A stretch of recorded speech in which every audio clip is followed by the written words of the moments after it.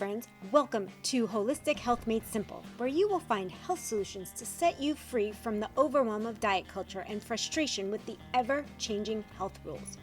We go beyond the calorie and diet dogma to equip you to be healthy through simple changes to real food, mindset, and lifestyle. Hey, I'm Jolene. I'm a nutritional therapy practitioner, wife, furry guardian, and non-bendy yogi. Like you, I spent years chasing skinny instead of health. I finally learned that I needed to take a holistic approach to health and give my body what it needed to thrive. If you are ready to find a health plan that is tailored to you and your current health, solutions that are broken down into simple steps to make it easier to implement, results that are undeniable like more energy, improved mood, better sleep, and fat loss, this is the podcast for you. Pop in those headphones, take a deep breath, and let's get healthy. Have you ever started dietary changes, exercise changes, and then shortly thereafter you falter, and you go back to all your old habits? Some of that is because you have not gotten your brain in the game. Your brain is not fully on board with what you want to do. You see, your brain's the most essential tool you have to achieve these health goals. Yeah, you said, I'm determined, I'm going to do this, but you're doing too much and you're looking at it as a diet per se. So without your brain on board for the long term, it's the easiest way that you're going to fall off track because you're looking at everything in short terms, or you're doing too much and your brain gets overwhelmed. So how exactly do we get our brains to help us along the way to stay, especially when things get hard? The most important and the first thing we always look at is mindset. Not only are we going to discuss briefly today, we are going to have several episodes on this down the road as well, because this is something we always have to refer back to, we always have to work on, and we always have to adjust. You see, your attitude, which is your mindset, determines your results. Not only that, your attitude determines almost everything you do. So you need to keep your mind as the owner of your health. And when I say attitude, we need to start reframing the way we look at these changes. It's not that I can no longer eat that. It is I choose to no longer eat that because it does not serve my body. I choose to eat things that keep me healthy, that make me feel good, and give me energy. Making those little tiny switches in the way that we look at things will help our attitude stay on board. It's overwhelming, it is hard to do, and we need to make sure that our brain is on board.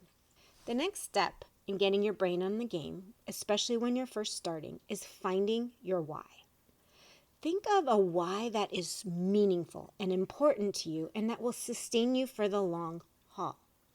I always tell people it should be beyond losing so many pounds. Losing X amount of pounds, what do you do when you hit that thing and you need to stay healthy? You need to stay in these lifestyle changes.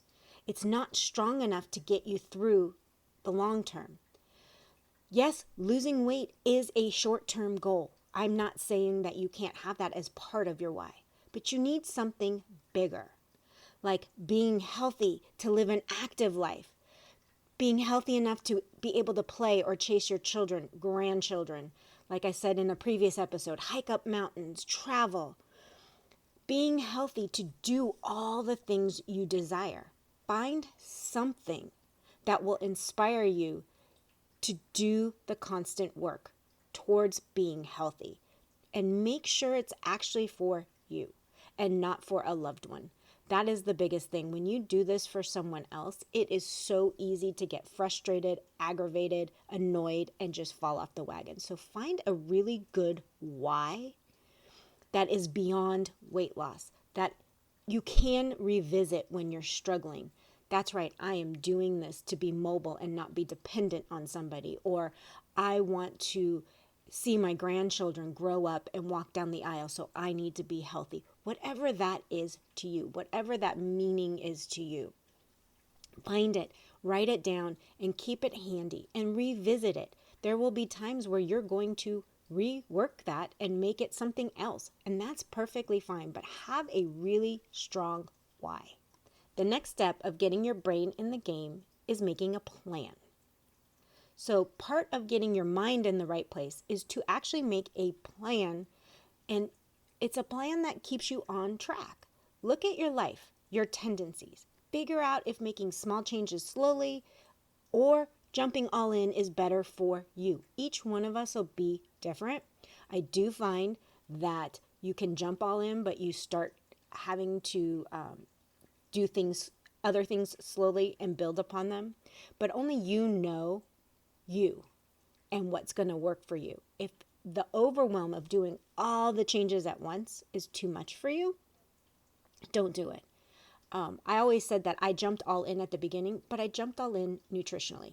I didn't jump all in with everything else. So there's a lot of lifestyle changes to make, and some of them are easy and some of them hard. So maybe do more of the easy ones at first and then sprinkle in the hard ones as you go.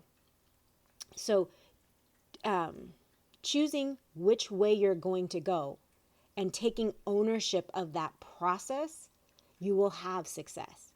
You're going to get your mind in the right place, that you are in full control of these changes. This is your choice to make these changes, and it's something you want to do deep down. So that's why we want to choose what we're doing. We want to make a game plan.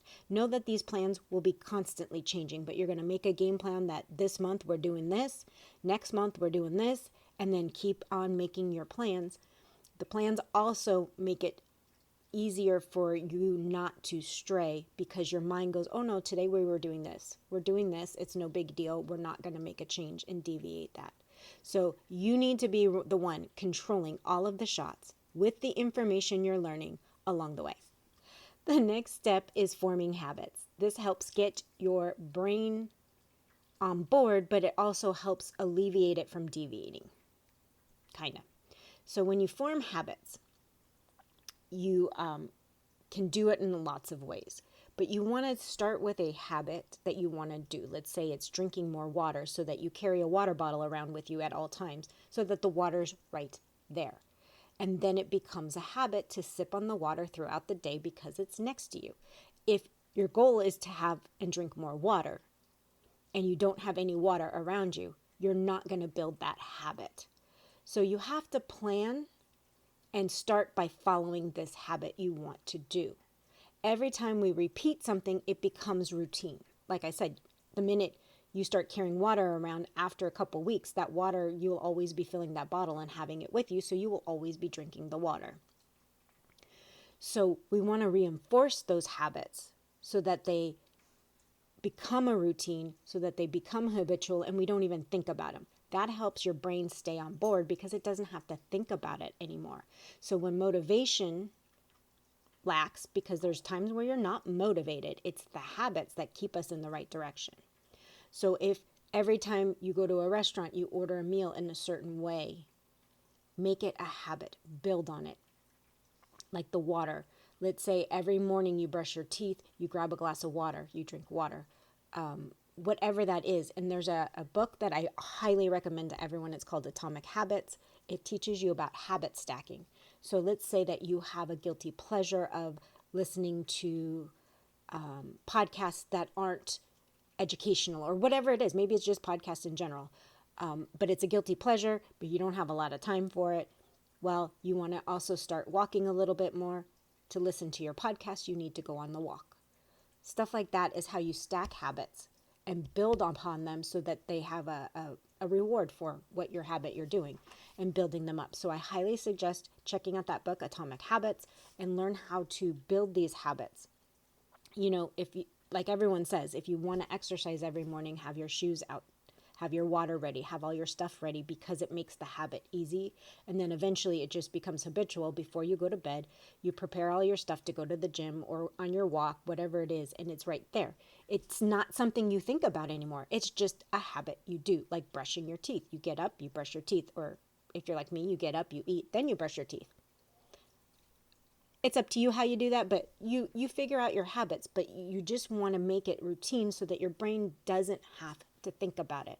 That's the best thing about habits, is there's just something we do without thinking, and it's less on the brain to make those choices.